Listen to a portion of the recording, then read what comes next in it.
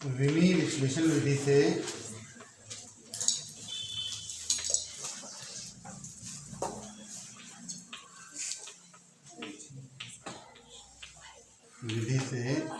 है ना, विमीय विश्लेषण विधि से वायु में ध्वनि का वेग, वायु में ध्वनि का वेग का सूत्र ज्ञात करना ना। क्वेश्चन रहेगा वायु में जो ध्वनि का वेग होता है ना, वायु में ध्वनि का वेग विमीय विश्लेषण विधि से क्या कर रहे हैं, ज्ञात कर रहे हैं ना। तो सिंपल सा पहले मान लेते हैं, मान लेंगे कि वायु में ध्वनि का वेग क्या है हमारे पास में v,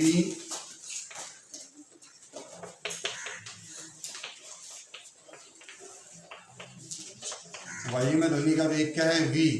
तो वायु में जो ध्वनि का वेग होता है v,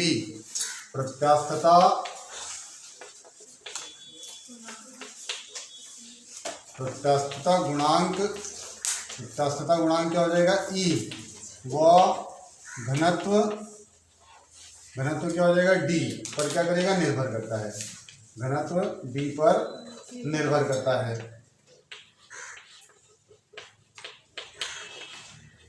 मीन्स जो वायु में ध्वनि का वेग रहता है, वायु में ध्वनि का वेग v, प्रत्यास्थता गुणांक मीन्स e और घनत्व मतलब क्या हो जाएगा d पर क्या करेगा, निर्भर करेगा। तो यहाँ से हम क्या करते हैं, वायु में ध्वनि का वेग मतलब v प्रोपोर्शनल जो प्रत्यास्थता गुणांक हो जाएगा मतलब क्या हो जाएगा e की घात क्या हो जाएगा a और घनत्व मतलब d की घात क्या हो जाएगा b ना। इसको मान लेते हैं हम v प्रोपोर्शनल e की घात क्या हो जाएगा a और d की घात क्या हो जाएगा b। ठीक है, अब प्रोपोर्शनल हटाओ क्या हो जाएगा, v is equal to k, constant लग जाएगा प्रोपोर्शनल हटाएंगे तो e की पावर क्या हो जाएगा a और d की पावर क्या हो जाएगा b। ठीक है, इसका देखो समीकरण a। अब यहाँ से क्या करते हैं, समीकरण के दोनों पक्षों की विमाएं ले लेते हैं। तो समीकरण के दोनों पक्षों की विमाएं लेंगे तो वेग की विमा क्या हो जाएगी ना, वेग की विमा क्या हो जाएगी हमारे पास में एल टी की पावर -1। ठीक है, इसके बाद में ई की विमा लेंगे हम लोग, ई प्रत्यास्थता गुणांक, तो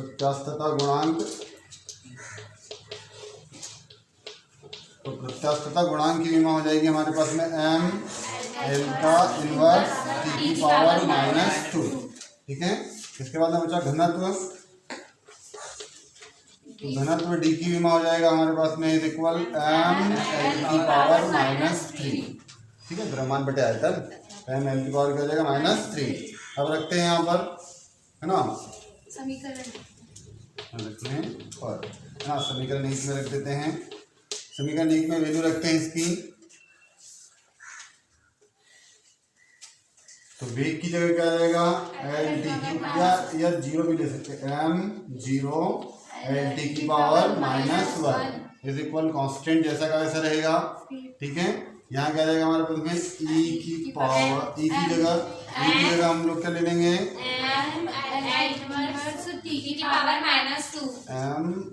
एल का इनवर्स टी की पावर -2 और पूरे की पावर क्या हो जाएगी ए हो जाएगी। तो पूरे की पावर क्या लगा देते हैं ए। ठीक है, पूरे की घात क्या होगी ए। अब डी घनत्व लेते हैं, घनत्व का लेंगे हम, घनत्व डी की जगह आ जाएगा हमारे पास में एम एल की पावर -3 और पूरे की घात क्या हो जाएगा बी। ठीक है, अब कोष्टक को खोल लेते हैं तो क्या हो जाएगा एम 0 एल टी की पावर -1 इज इक्वल के, कांस्टेंट जैसा कैसा, इसको आगे हल कर देते हैं। हाँ, इसको एक साथ रखते हैं, m की घात हो जाएगा हमारे पास में a, एल की पावर ना m की घात हो जाएगा हमारे पास में -a, टी की पावर -2a, ना t की घात हो जाएगा -2a। ठीक है, अब यहाँ हल करते हैं, m की घात हो जाएगा b, एल की पावर -3b, l की पावर हो जाएगा -3b। ठीक है, अब आधार समान है, घातों को जोड़ लेते हैं, जिन जिन का आधार समान है उनकी घातों को जोड़ लेते हैं। तो m 0 l टी की पावर -1 इज इक्वल k। अब यहाँ से m की घात a और m की घात d, तो क्या आ जाएगा m की घात a प्लस b। ठीक है, ऐसे l को देखते हैं, L की घात l की घात माइनस a और B की माइनस 3, तो क्या हो जाएगा माइनस a माइनस 3, है ना। ऐसे t को देख लो, t की घात क्या है हमारे पास में माइनस 2a।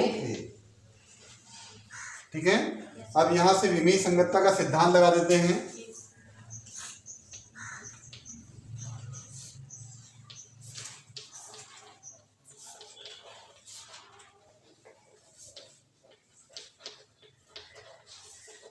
विमेय संगतता सिद्धांत से, तो विमेय संगतता के सिद्धांत से m को लेते हैं, तो m की घात क्या है a प्लस b, और यहाँ भी m को लेते हैं, उसकी घात कितनी है 0, तो क्या हो जाएगा a plus b is equal to क्या हो जाएगा 0। इसको देते हैं समीकरण 2।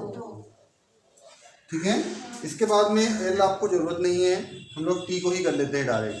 ठीक है, तो t की घात क्या हो जाएगा हमारे पास में माइनस 2a, और यहाँ t की घात क्या है माइनस। ठीक है, तो माइनस 2a इज इक्वल क्या हो जाएगा माइनस 1। माइनस से माइनस, हाँ, माइनस से माइनस बैलेंस हो जाएगा, या डायरेक्ट भी बटे में ला लो तो भी हो जाता है। a इज इक्वल टू क्या हो जाएगा माइनस 1 बाई माइनस 2, तो माइनस से माइनस बैलेंस हो जाएगा। a का वैल्यू क्या आ गया 1 बाई 2, है ना, a का वैल्यू कितना आ गया 1 बाई 2। और इसको हम रख देते हैं समीकरण 2 में, है ना, समीकरण 2 में रख देते हैं। ठीक है, तो समीकरण 2 में वैल्यू रखते हैं उसके, तो समीकरण 2 में क्या हो जाएगा हमारे पास में a की जगह आ जाएगा 1/2 प्लस b इज इक्वल क्या आएगा 0। इसका ट्रांसफर कर लो उधर, तो क्या हो जाएगा b इज इक्वल टू क्या हो जाएगा माइनस 1/2। ठीक है, अब a का भी वैल्यू है आपके पास में, b का भी वैल्यू है ना, इसको उठाकर कहाँ रख देते हैं समीकरण 1 है ना, समीकरण 1 में रख देते हैं।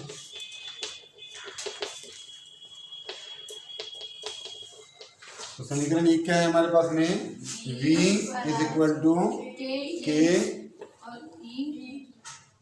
e की घात हो जाएगा हमारे पास में, e की घात हो जाएगा हमारे पास में यहाँ पर 1/2, e की घात क्या आ जाएगा 1/2, और इंटू d की घात क्या आ जाएगा माइनस 1/2।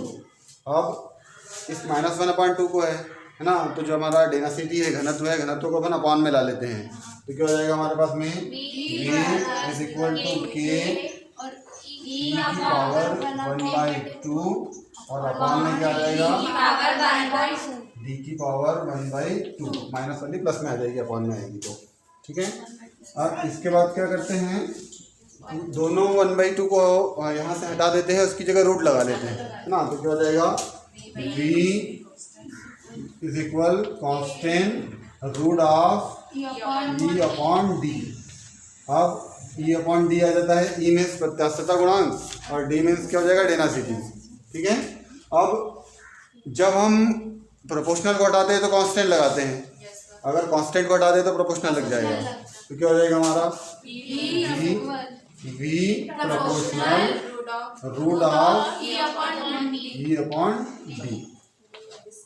अतः सिद्ध होता है कि वायु में ध्वनि का वेग, है ना, वायु में ध्वनि का वेग प्रत्यास्थता गुणांक और घनत्व पर क्या करता है, निर्भर करता है ना, यही अपने को सिद्ध करना था, है ना। तो इस प्रकार विमेय विश्लेषण विधि के द्वारा क्या करते हैं, हम वायु में ध्वनि का वेग ज्ञात करते हैं। तो वो आप लोगों को ऐसे भी पूछ सकता है कि सिद्ध कीजिए कि वायु में ध्वनि का वेग प्रत्यास्थता गुणांक ई और घनत्व डी पर क्या करता है, निर्भर करता है।